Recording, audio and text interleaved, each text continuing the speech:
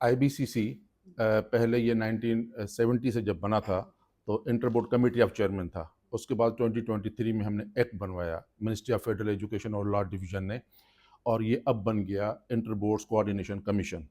काम तकरीबन हमारे वही हैं कि जो बच्चे बाहर जाते हैं उनको अटेस्टेशन करना उनकी क्वालिफ़िकेशंस। दूसरा, हमारा जो बच्चे बाहर के बोर्ड से करते हैं मैट्रिक और इंटर के बराबर क्वालिफ़िकेशन करते हैं, उनको हम इक्विवेलेंस इशू करते हैं, और इस वक्त तकरीबन 1000 से ज़्यादा क्वालिफ़िकेशन के हम इक्विवेलेंस इशू करते हैं, और तकरीबन जो है 150 कंट्रीज़ का वो कर रहे हैं।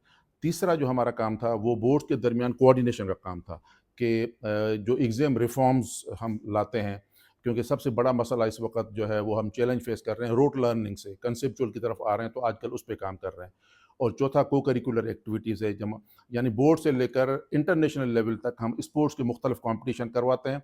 क्योंकि मेरा मानना ये है कि बच्चे की जो ग्रूमिंग होती है असल, वो करिकुलम के साथ को करिकुलर एक्टिविटीज़ के वो team management, policy, decision making, इस तरह के सारे जो बच्चे में आती हैं, जो स्किल आते हैं वो इसके ज़रिए आते हैं। और पांचवा काम जो अभी एक्ट के ज़रिए मिला है वो हमें मिला है, फॉरेन बोर्ड जो पाकिस्तान में आएंगे उनको रेगुलेट करना IBCC का काम है। तो ये 4-5 काम है जिस पे IBCC काम कर रहा है।